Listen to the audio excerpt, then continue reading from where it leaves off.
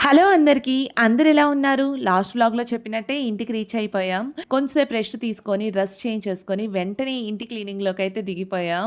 నేను ఇంటిని విడిచి 6 నెలలయిపోయింది కదా! ఇల్లు మామూలుగా లేదు. మా అత్తయ్య ఏమో ఏజ్డ్ అవ్వడం వల్ల తను ఇవన్నీ క్లీన్ చేయలేరు. దట్టు తనకి 2 హ్యాండ్స్ ఫ్రాక్చర్. ఆపరేషన్ చేసిన హ్యాండ్స్ అవ్వడం వల్ల ఏదైనా కొంచెం పని ఎక్కువ చేసినా సరే పెయిన్ ఒస్తుంది. ఇంకా మా హస్బెండ్‌కి క్లీనింగ్ ఇవన్నీ అసలు రానే రావు. ఇక్కడ ఇంకొక విషయం చెప్పాలి మీకు. నేను డెలివరీకి అమ్మ వాళ్ళ ఇంటికి వెళ్ళాను కదా! మా హస్బెండ్ గ్రైండర్ వేయడం నేర్చుకున్నారు, వంట చేయడం నేర్చుకున్నారు. ఇవన్నీ చేస్తూ కూడా మా ఫస్ట్ కిడ్నీ కేర్ చేశారనమాట.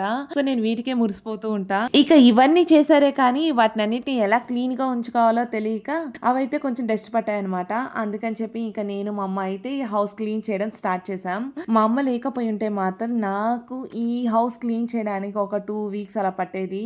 ఎందుకంటే చిన్న పాప ఉంది, తనని చూసుకుంటూ రోజుకి కొంచెం కొంచెం పని చేసుకోవాల్సి వచ్చేది. ఇంకా అమ్మ ఉంది కాబట్టి ఇక మొత్తం అయితే క్లీన్ చేస్తున్నారు. అమ్మ ఒక 80% చేస్తే నేను మాత్రం ఒక 20% చేసుంటానేమో. ఇక్కడ ఫ్రిడ్జ్ కూడా క్లీన్ చేశారు. హాట్ వాటర్ లో షాంపూ వేసేసి నీట్ గా క్లీన్ చేసేసారు. ఇక క్లీన్ చేసిన తర్వాత ఒక 1 అవర్ ఫ్రిడ్జ్ డోర్ ని ఓపెన్ చేసి ఉంచి ఆ తర్వాత నేనే ఇంకా అన్ని సర్దేసుకున్నాను అనమాట. ఇంకా ఈ ఫ్రిడ్జ్ క్లీనింగ్ కూడా అయిపోయిన తర్వాత ఇంకా హాల్ కి అయితే వెళ్ళిపోయాం. అండ్ ఇంకొక విషయం చెప్పాలి, ఇక్కడ మన ఇంటిని ఎంత మంచిగా డెకరేట్ చేసుకుంటామో అంతే పని ఉంటది. మన కంటికి నచ్చినవన్నీ తెచ్చేసి ఇంటిని మంచిగా డెకరేట్ చేస్తాం కదా, ఆ తర్వాత వాటిని క్లీన్ చేసేటప్పుడు ఉంటది అబ్బా ఎంత పనో అనిపించింది. కానీ ఒక్కసారి క్లీన్ చేసి అన్ని సర్దేసి ఇల్లు మొత్తాన్ని ఒకసారి చూసుకుంటే పర్లేదు, ఒక రోజు కష్టపడినా ఏముందిలే అనిపించింది. ఇల్లు అందంగా కనిపిస్తుంది కదా. సో నాకైతే పర్సనల్ గా అలా ఇష్టం అనమాట. ఒక రోజు కష్టపడినా ఇల్లంతా నీట్ గా ఉండిద్ది, కొంచెం మంచిగా కనిపిస్తుంది కదా. ఎప్పుడైనా సరే మనకి ఇల్లు నీట్ గా ఉందనుకోండి, మన మైండ్ కూడా చాలా పీస్ఫుల్ గా ఉంటది. ఏదైనా వర్క్ చేయాలన్నా సరే ఇంట్రెస్ట్ వస్తుంది.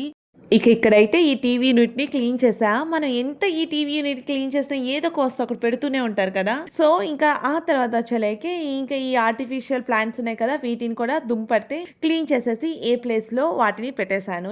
ఆల్రెడీ నేను ఒక్కొక్క రూమ్‌ని మేకోవర్ చేసేటప్పుడు వీడియో తీసి అప్‌లోడ్ చేశా. ఎవరైనా కొత్తగా చూస్తుంటే వెళ్లి చూడండి. అండ్ ఇంకా ఫైనల్‌గా ఎక్కడివి అక్కడ క్లీన్ చేసి పెట్టేసిన తర్వాత ఫస్ట్‌లో చూపించాను కదా, బట్టలు కూడా ఎక్కడ పడితే అక్కడ ఉన్నాయని వాటిని కూడా మడత పెట్టేసి నీట్‌గా అయితే సర్దేశాం అనమాట. ఇక ఈ క్లీనింగ్ ఇవన్నీ ఒక రోజులో అయిపోయిందైతే కాదు, ఒక 2 డేస్ అయితే పట్టింది. ఈ 2 డేస్ ని కలిపి నేను ఒక వ్లాగ్ లో అయితే మీకు చూపిస్తున్నాను అనమాట. సెకండ్ డే ఈవినింగ్ కి వర్క్ అంతా అయిపోయింది. ఫైనల్ గా ఇంట్లో ఉన్న కుర్చీలను కూడా శుభ్రం చేసేసాం. ఈ టప్ కుర్చీ కూడా కొంచెం మురికి పట్టున్నాయని చెప్పి అమ్మ కడిగిస్తే నేనైతే ఒక క్లాత్ తీసుకొని నీట్ గా కడిగేసి ఏ ప్లేస్ లో వాటిని అయితే పెట్టేసా అనమాట. ఇవన్నీ చేసేసరికి నిజంగా ఇంత పని ఉంటుందా ఒక్కసారిగా చేసుకుంటే అనిపించింది నాకైతే. ఇంకా పనంతా అయిపోయిన తర్వాత ఈవినింగ్ ఇదిగోండి మా చిట్టి తల్లితో కొంచెం సేపు అయితే ఆడుకున్నాము.